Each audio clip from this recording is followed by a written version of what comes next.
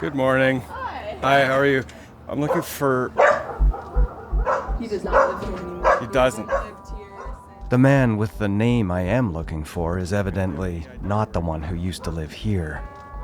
Okay, I'm working on a case of Angel Carlick, who disappeared in 2007. I work on a true crime podcast called Someone Knows Something. Yeah, And, listen to it. Yeah, Yeah. I'm the guy. Yeah. Not all tips lead me to the right person. The man I was looking for was known to drive around Whitehorse, propositioning young Indigenous girls. Police say his name is not known to their investigation, and the tipster who told me about him says she saw him appearing furtive to her out at Pilot Mountain around the time Angel would have disappeared. Yeah. Okay. Thanks a lot. See you later. Don't tell anyone I was here. I will keep looking for the man the tipster told me about, alongside the growing list of names that have been mentioned to me. There you go. I came here on a tip that's circumstantial, but I still feel that tips like this are worth looking into, except that my time here in Whitehorse is limited, and Pilot Mountain is beckoning. I'm David Ridgen, and this is Someone Knows Something, Season 8, The Angel Carlick Case, Episode 5, Return to Pilot Mountain.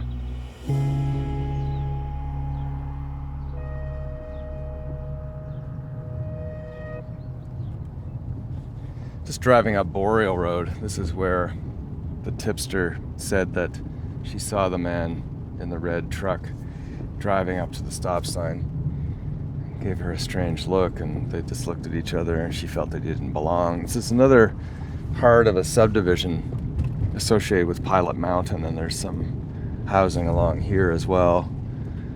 Some of them back onto the same power cut, though. Laurie Strand and I have decided to return to Pilot Mountain, the place where Angel's remains were found, to try to talk to some of the people who currently live here. So I'll be looking at maps to determine who was here and who wasn't. This is the road right next to Springer Road that leads up into the... Oh, here we go.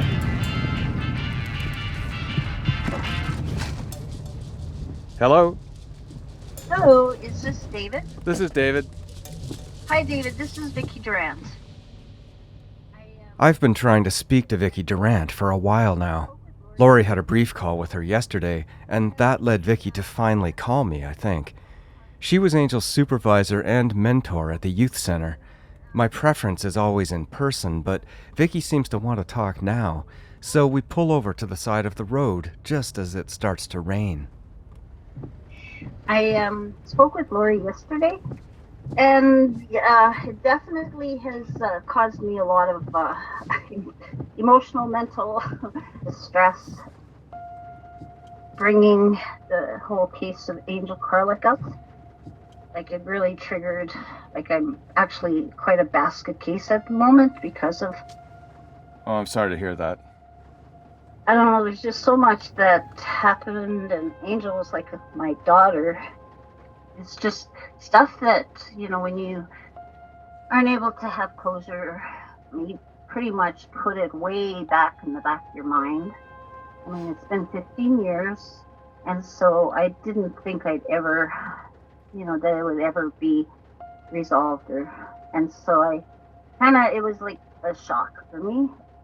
I know what you're talking about, but people like you are very important because because you knew Angel and you felt of her as your daughter, and the information you have is invaluable. So it's kind of like a double-edged sword. You have to kind of revisit these horrors in order to help move forward. Yeah, I think I realized that. And I have to apologize ahead of time if I break down and cry, because I feel like that might just happen. So, Vicky, just tell me a little bit about yourself and how you knew Angel. So I actually met her mom first, Wendy, and Wendy was going through a very difficult time, trying to address some of her alcohol issues and at the same time wanting really to pull things together and provide a very safe place for her kids, for Angel and her brother. And so at that time, we were running a shelter for homeless youth. And Wendy approached me and asked if she could possibly move in. It was an old hotel that no longer exists. And so there was like 20 some rooms in the hotel. Wendy moved in with Angel and Alex, but only briefly. Vicky says she attempted to purchase the hotel and make the housing project permanent, but that government funding fell through. So we lost the hotel and we had to evict everybody from all the kids, as well as the parents, as well as Wendy. But Angel kept coming to the drop-in center that Vicky also ran, and eventually Vicky became very close to her and hired Angel to be part of the meal program there. And Angel, she was amazing. I think for her age, she was so advanced. And I think she was 15 or 16 by the time that we had hired her to be a part of the feeding program. And she would cook. She took care of the kitchen with, of course, our help. And she was an amazing role model for the other youth. But we had a lot of very, very troubled youth in Whitehorse. It was horrible. There was a lot of alcohol and drugs during that time. Vicky wasn't around during the crucial period of Angel's disappearance, and Vicky says upon her return to Whitehorse, she quickly became frustrated with police. Yes.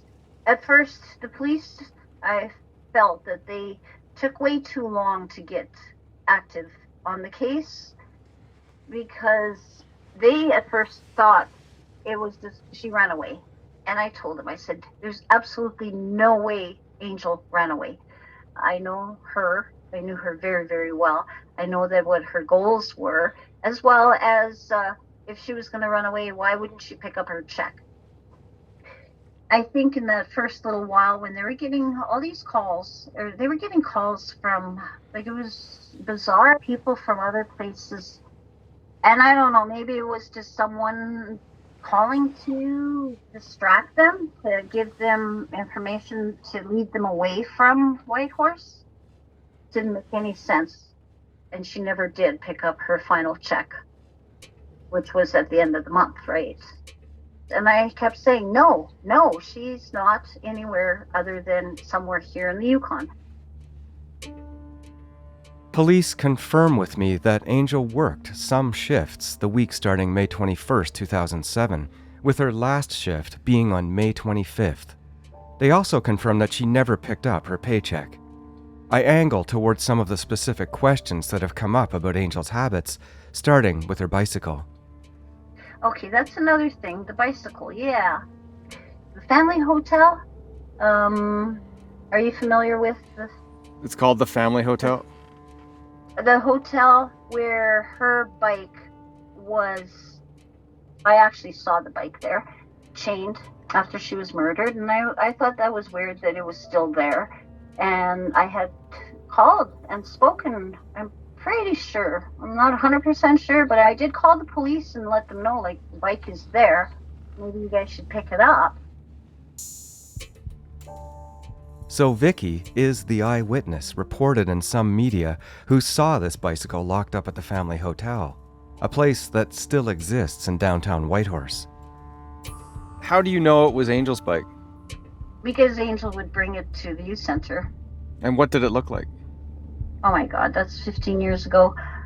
I mean, I can't remember what color it was right now. Vicky remembers seeing Angel regularly chain up her bike at the youth center. After seeing the bike at the family hotel, Vicky approached the manager there to ask about it. So I went and I spoke with the manager, and the bike, at that point, the bike was gone. And I had asked the manager of the hotel, I said, where is the bike? And he said, well, we cut the chain and threw the bike away. Oh, you're kidding. So I'm not, Yeah, so I'm not sure if that is, but that's what he told me. I'll have to see what police have on this. The family hotel, what else is around there other than the hotel? Why would she park her bike there, do you think? I believe there was someone in the hotel that she was visiting. And it's a hotel that homeless people who, the government would pay for their room. So I believe she was visiting someone at the family hotel.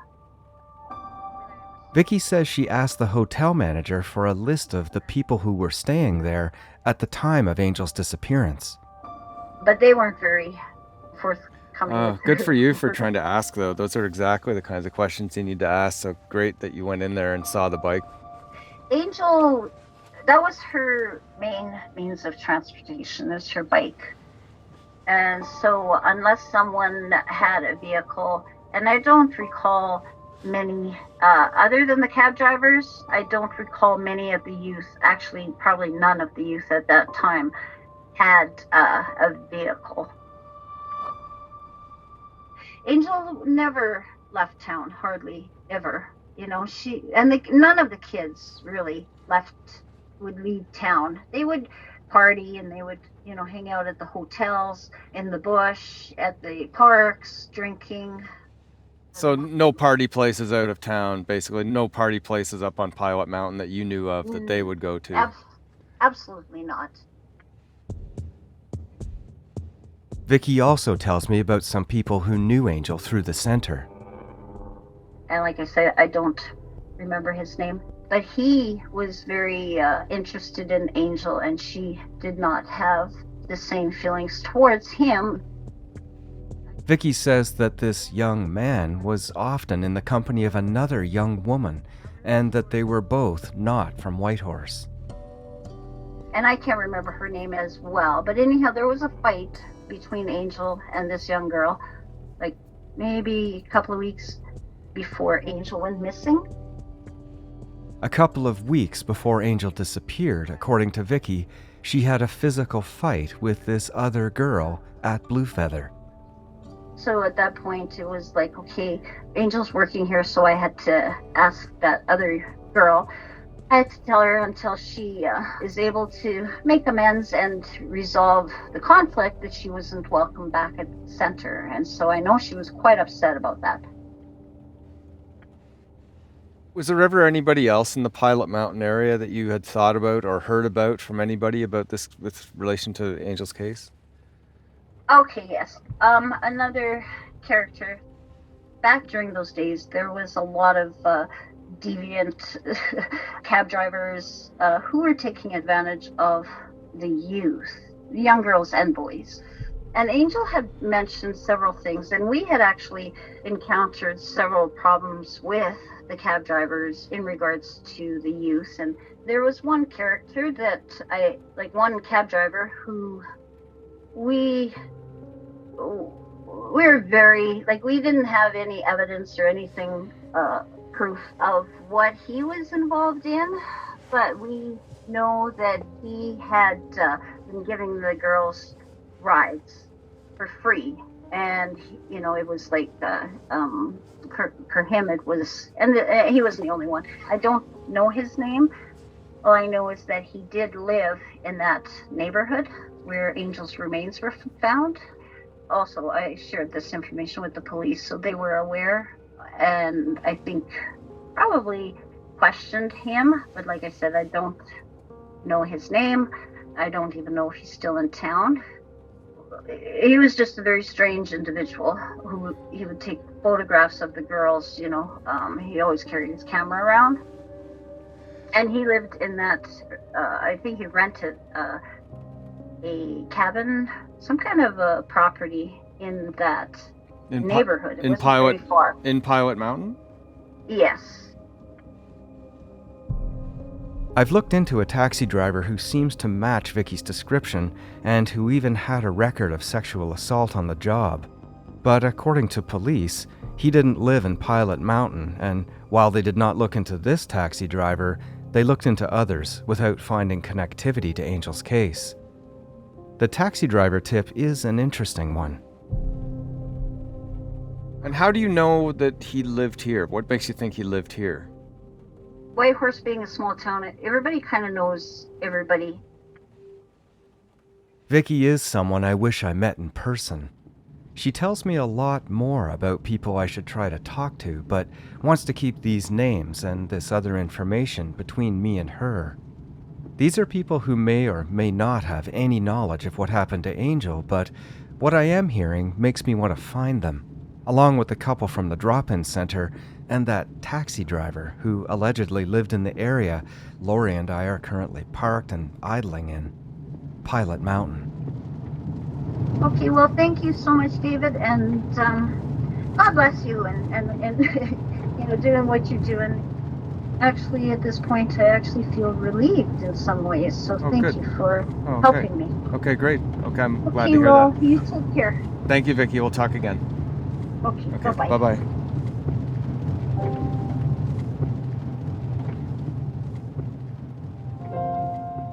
Laurie and I drive through the subdivision and park near the place where Angel was found, talking through the call with Vicky as we make our way out to the site on foot. Vicky wasn't here the week before Angel disappeared, so Okay. I can't get Vicky to verify that Angel was at work those days. So somehow police verified that Angel was at work, they say, on the 25th and maybe a couple of days before that. I just want to double check that math and make sure that She was actually at work. that she was at work. Okay. While we're here on Pilot Mountain, Laurie and I decide to collect some of the lichen from stumps near where Angel was found, in hopes that aging it might help figure out when the stumps were cut. As it turns out, lichen isn't a great way to determine timing because of its unpredictable growth pattern, but as we walked into the site that day, I noticed something is different. See, look at these tire tracks. Someone drove right up here recently. In the last Since I've been 5 here. days. Yeah, since I've been here. In a truck. That's not ATV, that's a truck. Now, let's look for that first diagonal piece of wood.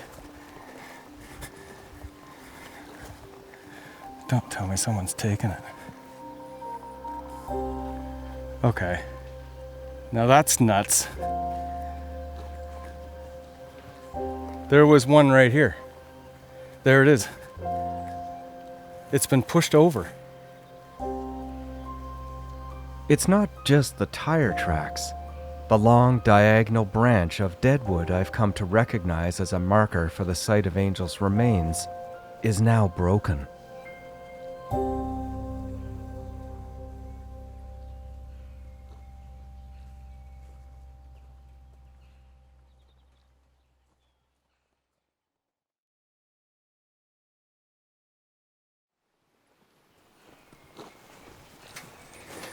I'm just really sort of freaked out by that piece of wood that's been broken here. I don't see any sign of anything that would have fallen on this piece of wood, No, other than a foot. bear scratching it maybe, but I'd pick a stronger tree if I was a bear. I don't see any scratches on that tree. No, I don't either. I don't see any of that.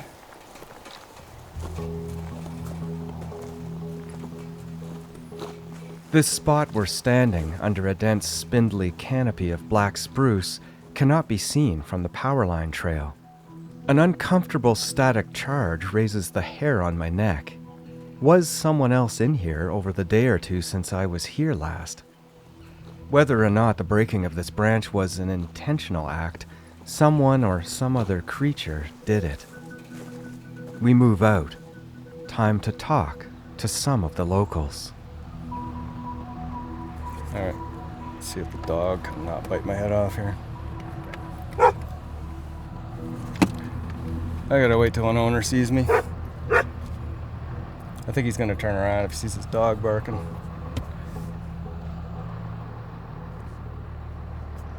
Hi! How are you? This is gonna be another fun one. I've pulled into a compound with a house and some outbuildings, including a large drive shed with big doors for vehicles to get in and out.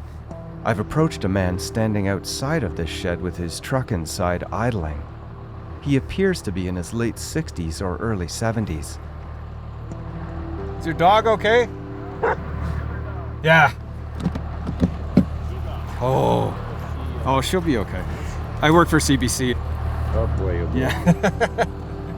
I'm interested in talking to people out here because I'm working on the case of Angel Carlick. Oh yes. And I don't know if this building was here at the time or not. I can't tell from the map. Yeah, I'll wait till you. Yep. Oh boy. I know what's going on. He went back into the garage. This man's property is the closest to the site Angel was discovered. He emerges from the drive shed carrying what looks like a color photocopy, then he holds it up for me to read. Is it true or did you hear it on CBC News? So, go back where you came from. Oh, really? Yes. I keep pressing just to see where this might go. Because you don't like CBC. I listened to Pravda as well. Ah, okay. Okay, Right. But So I just need to know, was this house here at the time? In 2007? leave now. Okay. You'd need to give yourself the opportunity to talk, though, right? Like, There's nothing to talk about. They'll never find out who killed that girl. It's, you know, she was at the wrong place at the right time, and somebody took her out. it's a very sad story. Were you guys living here when she was found? You're good. Well, I just need the info. I just need that one answer. Yeah, I know. Just one answer. I mean, I can find out on, I'm sure you can. but it's easier if you just tell me. Then I can say that they were here, but nothing. They didn't see anything, or that's. I just need your. We're not going to say anything. Okay. Okay. All right. I just think it's really odd. Like, you know, why stop me and tell me that, and then.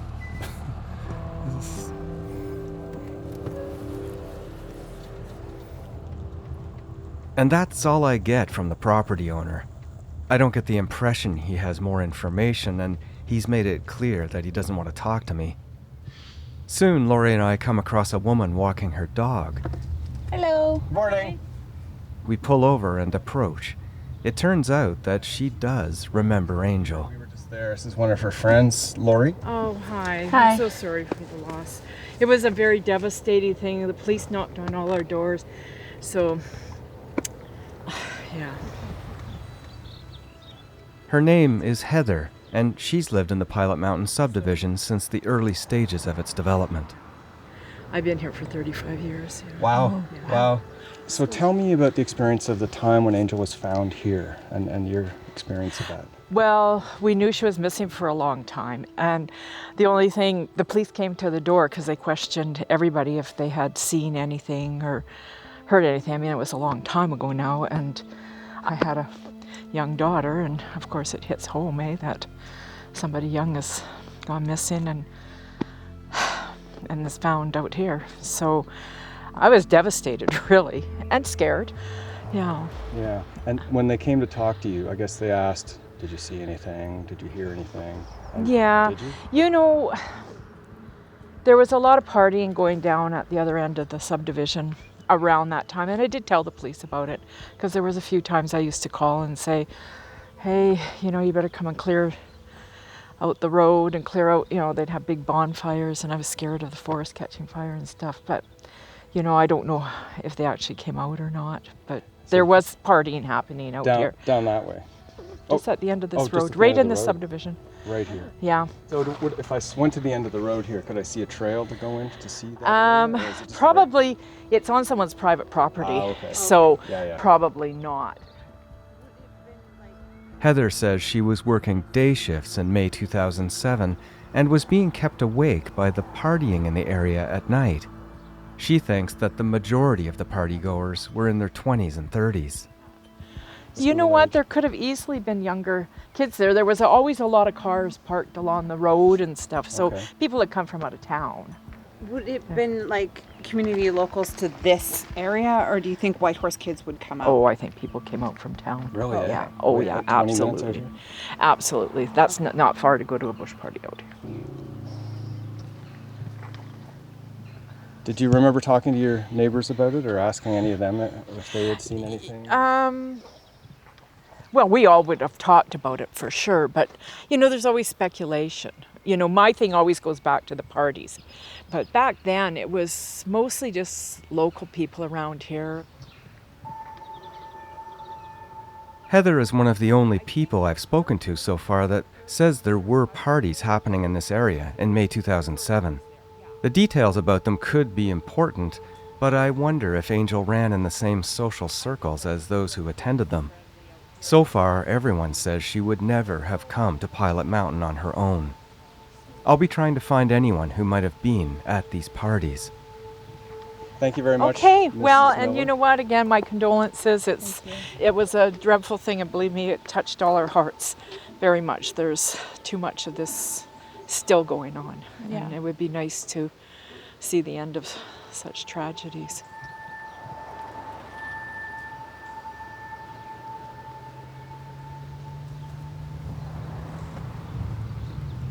So in there, that's got to be where she's talking about. Where all those trailers and sort of Cars old and- abandoned trailers and stuff are. Yeah. That's a lot of junk. She was right, you can't miss it. With Heather's guidance, we find the party property a short distance down the road.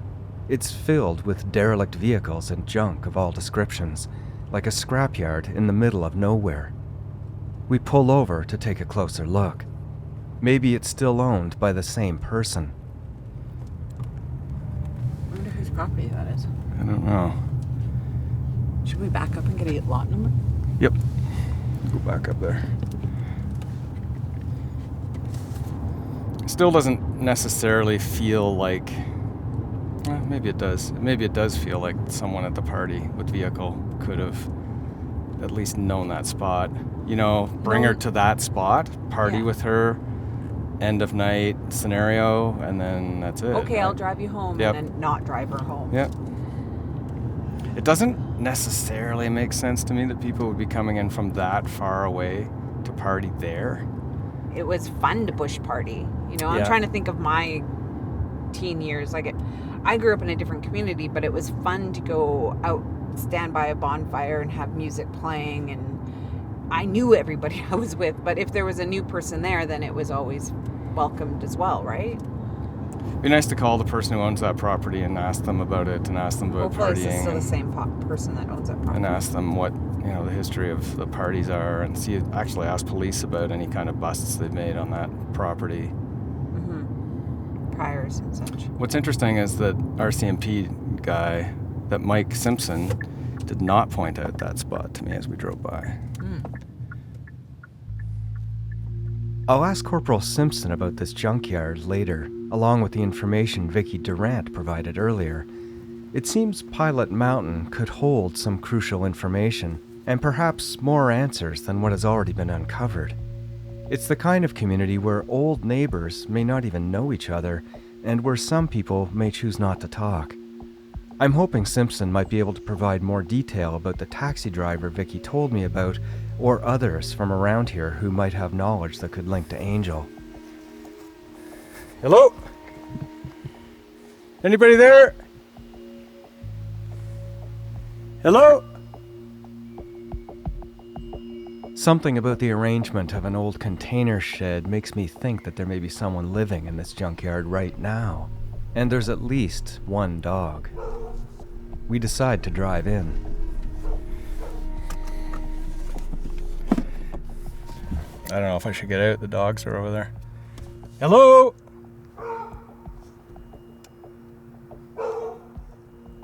Hello?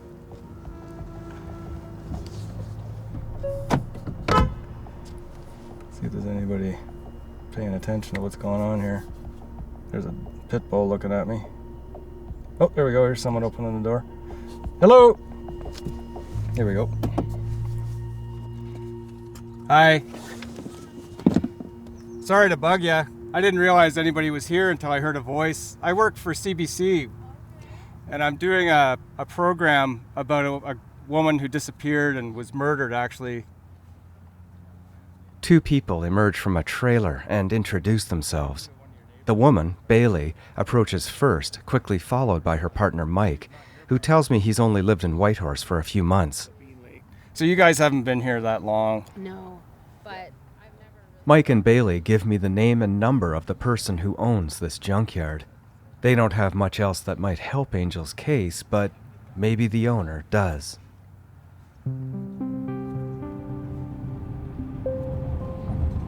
We'll just stop here and I'll call the fellow that owns this property here and see if he answers.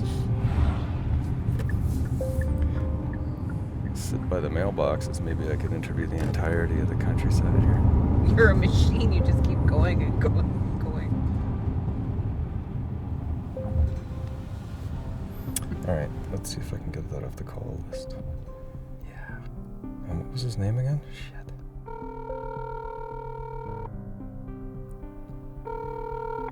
Hello, Oh, hi. who's this? This is David Ridgen. I'm a Canadian Broadcasting Corporation podcaster. I work for CBC. And I'm working on a case in Whitehorse about the disappearance of a young woman, Angel Carlick, who was murdered. I've got a couple of questions for you about a property you own. Yeah. So this is something I'm interested in talking about for the podcast. So now, Angel's body was found out here in 2007. Are you familiar with the case? Not on your property. She wasn't found. But No, I don't know nothing about that. yeah. In 2007, were people using your property to party on? Was there ever sort of a police coming and breaking up parties on your property here? Not that I know of. Okay, so some of the people here in Pilot Mountain said that this property, people used to have bonfires here and park cars, and they used to have police come and break them up and things. You don't recall that ever happening? Well, you talk to those people. Yeah, I asked them about it, but they said I should call the property owner, and I think that's you, right? So you don't remember any parties out here? Oh, I think he hung up. Hello? Yeah, I think he hung up. That was it. I don't try calling back. I think he's given me all he's willing to give, which isn't very much. A land title search does show that he is actually the owner of this property and has been since 1992. Another longtime resident I spoke to seems not to recall any parties here. Laurie and I keep driving, circling through the subdivision, retracing these roads that I studied for months before coming to Whitehorse. It's been a long day for me and Laurie, so we decide to leave Pilot Mountain for now. thanks for being patient with me this morning. Patience is my middle name. I don't even own patience. I don't really have any. Then on the way out, we spot another person and get their attention.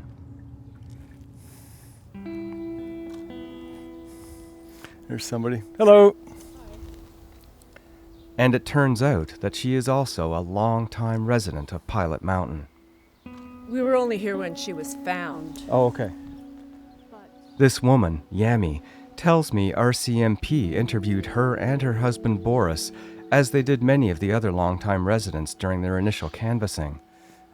And, At any point. and nobody could? Is that like nobody could? You guys obviously, did you see any or hear anything or remember anything from that time? Or? No, not. We were only here when she was found. Ah, okay.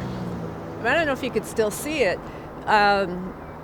There was a red or green dot higher up in a pine tree where they had put a camera just to record. The RCMP had in case anyone else came back. That's interesting. And the only, because that was months later, the RCMP came back, or it was the I don't know what you call him, the inspector who was in charge of that case, came back and showed me a picture. I'm sure he showed it to everybody. Does this woman look familiar to you? Any idea?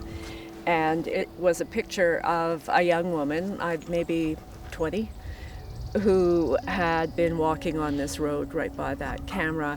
And, we kind of thought maybe someone was, mourning her. and That's interesting. revisited that spot. That's interesting. As far as I know, they don't know where she was killed. RCMP says the trail camera was put up by them for a short while at the spot where Angel's remains were found, but that they were ultimately not able to find the person that they saw appear on the recording.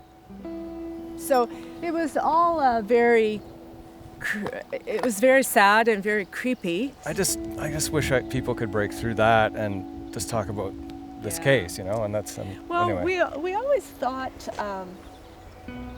Oh, I remember too. Around the same time that this happened, there were people. They don't live there anymore. People on the other road who their son was in lots of trouble.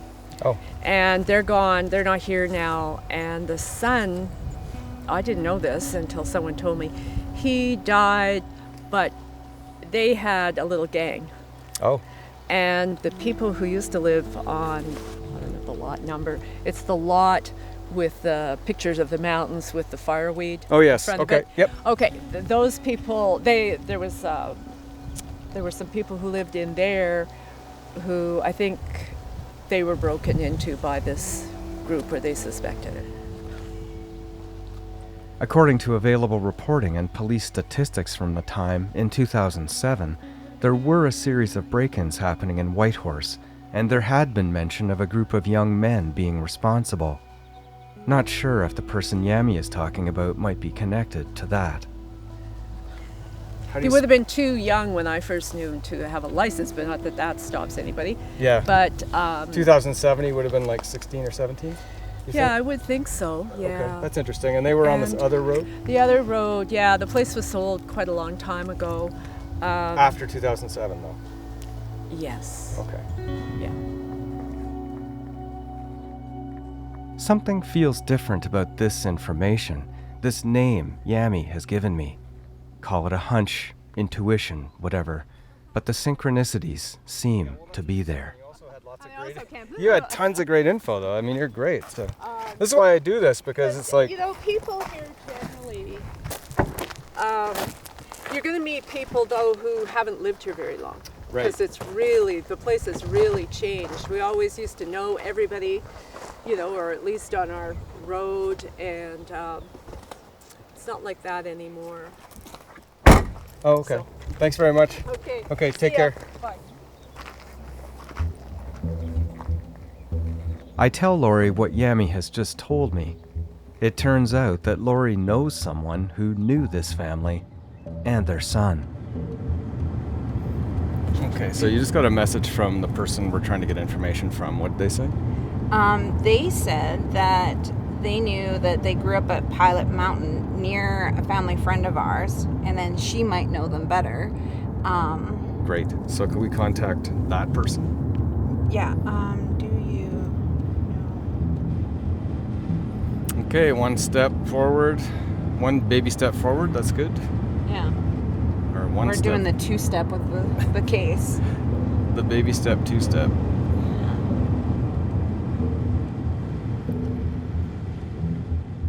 We leave Pilot Mountain and head back towards Whitehorse, but my mind is fixed on the location Angel's remains were found.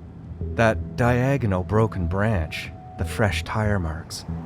I do tell Corporal Mike Simpson about it, and he says that it was him who placed the branch there to help him locate the site because he had seen others like it placed diagonally closer to where Angel was found.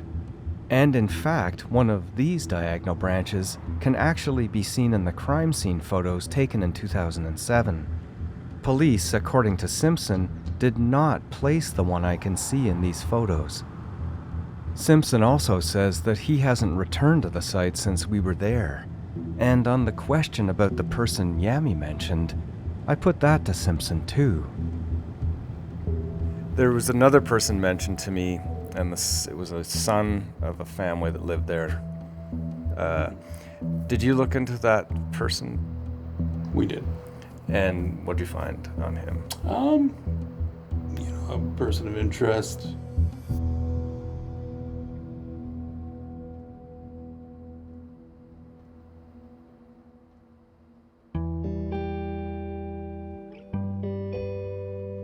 Someone Knows Something is hosted, written, and produced by me, David Ridgen. The series is also produced by Hadil Abdelnabi and Zaina Salem. Sound design by Evan Kelly. Natalia Ferguson is our transcriber. Emily Cannell is our digital producer. Chris Oak is our story editor. Our executive producer is Cecil Fernandez. And the director of CBC Podcasts is Arif Noorani. If you want to help new listeners discover the show, please rate and review wherever you listen. Find us on Facebook by searching Someone Knows Something or on Instagram at CBC Podcasts.